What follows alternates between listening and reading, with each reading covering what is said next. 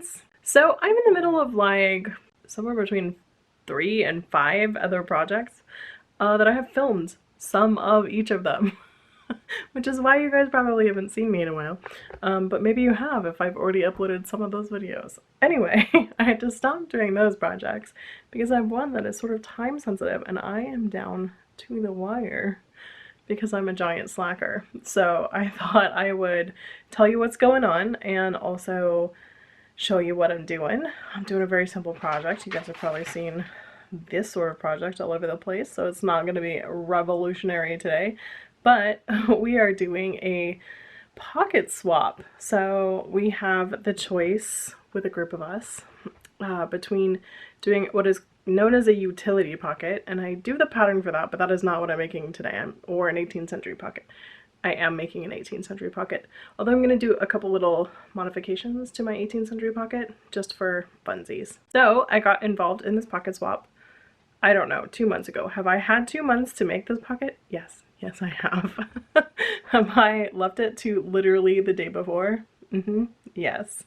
I am that person that wins under pressure and gets it done and always does all my homework at the last minute, so this is no exception. And I have other things that need to go out this month that are also waiting until the very last moment possible. But you should get a slew of videos at the end of this month, which is fantastic. I have a list of all the people that are involved in this pocket swap, and I will link their channels down below so that you can go check them out and see if their videos are up. We're not all releasing on the same day or anything like that, and there's a variety of people doing different things, so these videos may be kind of comey and goey, but I know that I'm one of the last people to finish my pocket. I got someone who I've never met before. Her name I think is Maire, M-A-I-R-E. Please correct me if I'm saying that incorrectly. It's like Marie, but the I and the R are switched places. So it's, I think, Maire. Anyway, she is a channel called Stringsonicity, like synchronicity. So her channel is really cute, so you should go check her out for sure. And I thought that I would make my pocket out of some of Merida since I have a whole bunch of that left over and I had scraps that were exactly the right size. So I guess we're gonna get on with getting on now.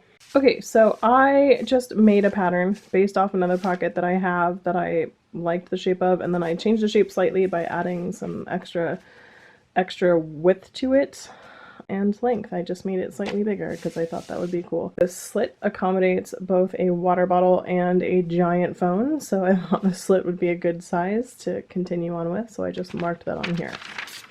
And here we have some Merida fabric. And we have almost exactly the right size and amount of Merida fabric to do this project, so I am very excited about it. So the first thing I'm going to do is go ahead and cut out a couple of these guys to get them knocked out of the way, and then I think I'm gonna add a couple of interior pockets to this because those might be a little bit helpful, so I'm gonna give that process a go. I'm gonna go ahead and pin this down and cut it out.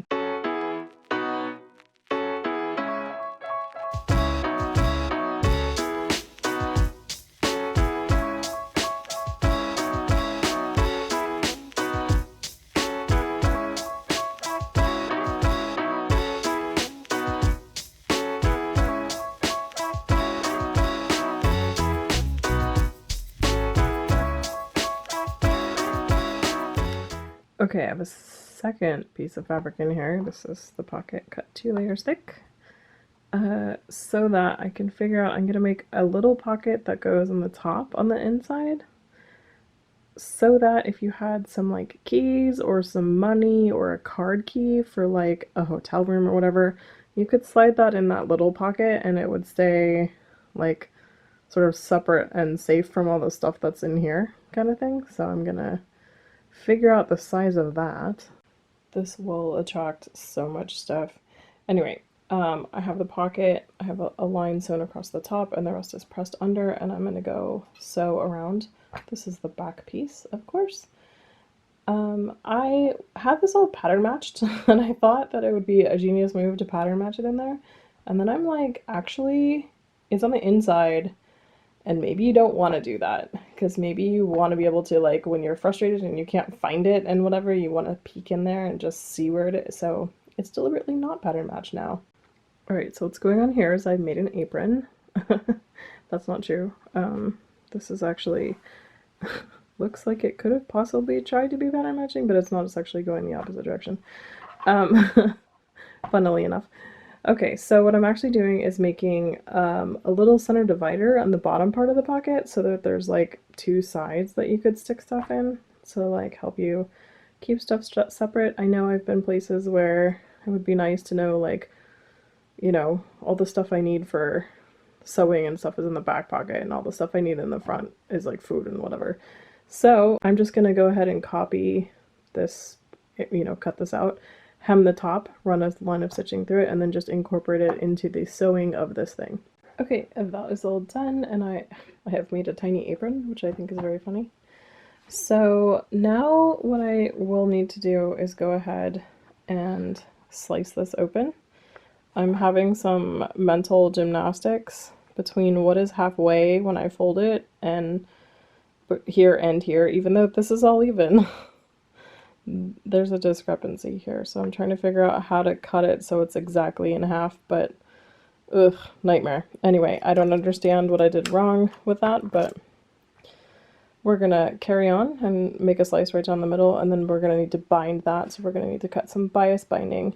I think I'm gonna reinforce the cut, figure out the line that I'm gonna draw, reinforce the cut tonight, and then bind it tomorrow, cut everything else out and bind it. Okay, so as you can see, I've run a line of stitching around the slit, so I can go ahead and cut it. This is just to stabilize the area. It all gets hidden underneath some binding, which I now have to make. So you can use straight of grain binding for this because it's fairly straight. It's just kind of better to get bias binding. Like that bottom turn is like a complete U-turn. I know a lot of people want to get down there, pin down the point, and then just turn around and go back, but actually giving it a lot of like leeway to stretch around it makes a smoother binding. At least that's the theory. So I think I'm gonna try and cut some bias for this project, which is fine because I want to send the rest of this fabric off to Kate anyway for a little secret project, so I think it'll be fine.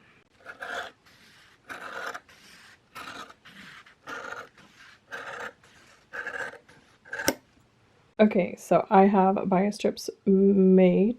This one has been folded into a bias strip. This hasn't yet, but I'm gonna work on that tomorrow since it's gonna be some hand sewing, and I will see you then. Hello, I am shiny and clean and wet. So I have changed course just a little bit. I am going to undo, possibly bad move, but I'm going to undo this fold that I have made in this, and then I'm going to try to do it just by sewing a 1/4 inch down around the outside and then flipping it kind of situation. So I'll show you what that looks like as I go, which may be a bad decision because it's probably already starting to fray. But I wanted to give this method a try, and I was like, why didn't I just do that then? Okay, so that's what I'm gonna do. I'm gonna go iron this out, and I'm gonna cut this thing, and then I'm gonna start this process and see what it looks like. And I'm gonna try to do as much as I can on the machine. Maybe a little end U-turn I will do by hand, but I'm gonna try to do the rest of it by machine. Okay, so I just sewed it at like 1/4 inch. When I got to this U-turn, I did that by hand, and I sewed it again, and then I've ironed it this way.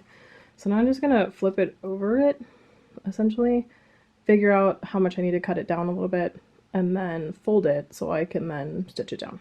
Okay, that is all bound and done, which I'm excited about. Now I have also done a line of stitching around the edge of all 3 pieces that are together, so there is indeed a pocket in here, which you may or may not be able to see. And then there's another divider down at the bottom. And then I'm just gonna bind the edges of this, and we'll be done, which is exciting.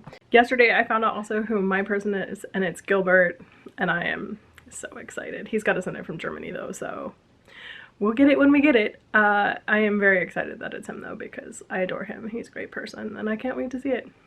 Anyway, so I'm gonna go ahead and bind this off and we're gonna talk about attachments. I think what I'm gonna do is actually just send the person who is my recipient some extra little bits of fabric. So if they want to make loops, they can make loops to attach it to their already existing petticoat strings. Or if they want to add it to their own like separate belt, they totally can.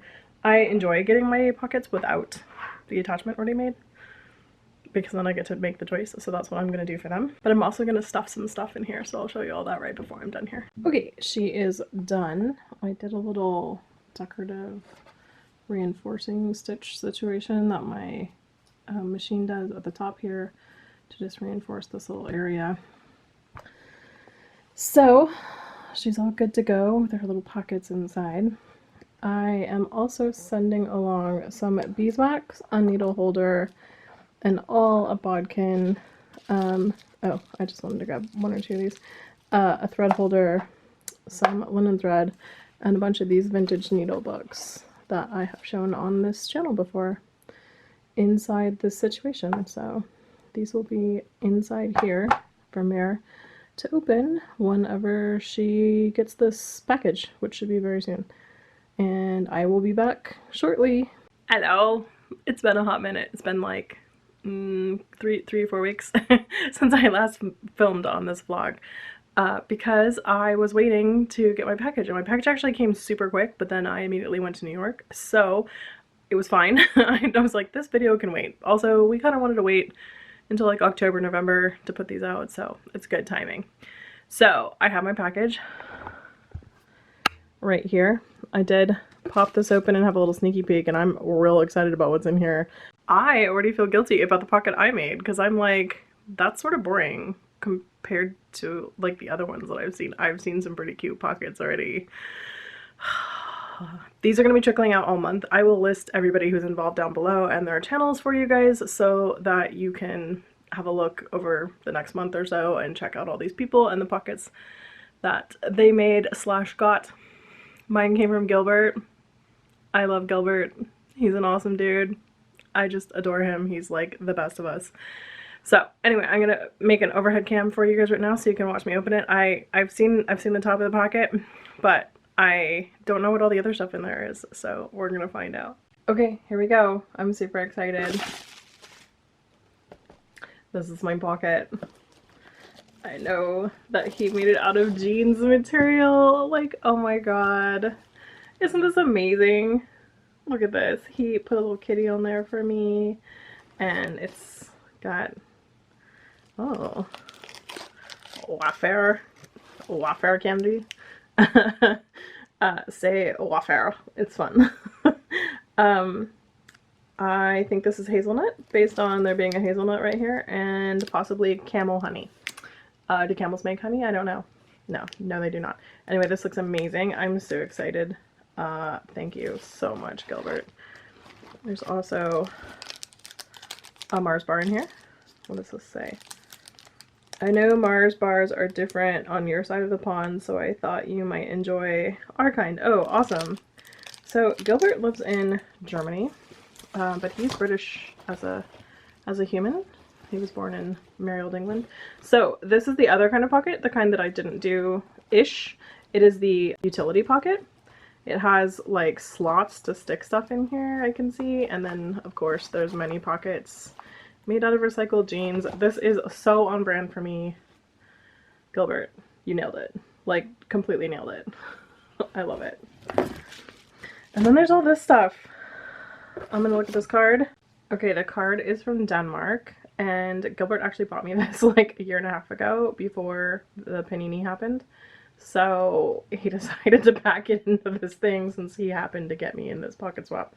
That's so cute. Also, his kitties have blessed all of these items, so that's whoa, amazing. What is even here? Okay. These are more of those wafer can't wait. I gotta stop saying wafer candies. Oh, they're a different kind though. This looks delicious. Neapolitan originals, hazelnuts. I am so excited. This is amazing. I love it. He asked me questions and I told him I love hazelnut. Liebkuchen Herzen. Okay, I know that this is like cookie. And from the looks of it, yes, it is a cookie. What does this say? Liebkuchen, since it'll probably almost be Christmas by the time you get this. And then the contents. Oh, that was really nice of you, Gilbert, to tell me what was in it. What are these? Winterzeit. Oh, I'm excited. Oh, it's tea. It's different kinds of winter tea. And there's at least 3 in here because I see a brown package. That cinnamon. Cinnamon apple. And winter, which it looks like cinnamon and maybe apple and orange.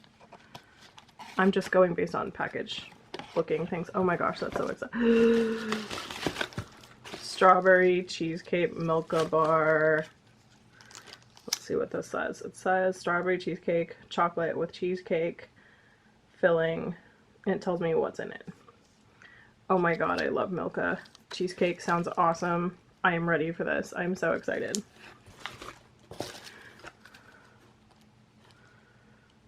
This is marzipan on it. It says flavored black tea marzipan contains almonds. Oh, it's actually tea that is marzipan flavored. Okay, that sounds awesome. This package is really pretty too. I love it. LED Kugel Glow. This technically from Austria, but close enough. Okay, is this actually what's in here? Let's find out. Is it actually Kugel Glow? No, no it is not. It's a giant Kinder egg. It's a maxi Kinder egg. And then tunes. 1 of 5 figures guaranteed. Okay, so those of you who don't know what a Kinder egg is, a Kinder egg is technically for children, but it's chocolate. It's a chocolate egg and then it has a toy inside. I'm sure most people know about Kinder eggs. They used to not be legal in the United States. Actually, you couldn't get them here, but I've been seeing them recently, so I think they have legalized them. I think kids were like choking on the toys or something. Anyway, this is amazing. I'm gonna come back on and thank you properly, Gilbert. Alright, so that's what was in my box. I am super excited about that. I did not expect all this stuff, although Gilbert said that it might take a really long time because apparently Germany is having like postal slowage to the United States, so he was like, well, I got a bunch of weight that I can put in this box, so I'm gonna put a bunch of stuff in there, and I'm like, okay, but I didn't know what it was, so I'm very excited to see all this stuff. I think consumables are the best possible present. So I'm very excited about all of it, especially like the tea and these wafer cookies because I get to say a wafer. It is wafer thin. That is the only word I say in that accent though. Anyway, I am very excited. I just keep looking at it all because I kind of want to go eat it all now. My husband is going to be very excited about this as well, so yay. Anyway, Pocket Swap, awesome idea. So thank you to everyone who participated in the Pocket Swap. Thank you to Gilbert for making this happen. This was an amazing idea and I am down for swaps whenever. This seems like fun. Anyway, I hope you guys enjoyed this video. If you did, give it a thumbs up. Say hi to Gilbert in the comments because I'm sure he'll be reading them. And I will see you guys next time with another video. Bye guys! I immediately started breaking open this Kinder Egg and I thought, oh, I should let them see what's inside of it. So, oh, this is white chocolate and dark chocolate. Cool. And inside of it comes an egg thing. Let's just try this. That's actually really good chocolate. In America, the Kinder Egg chocolate is not great. Because all of our Kinder Egg is actually made by, I think, Hershey chocolate.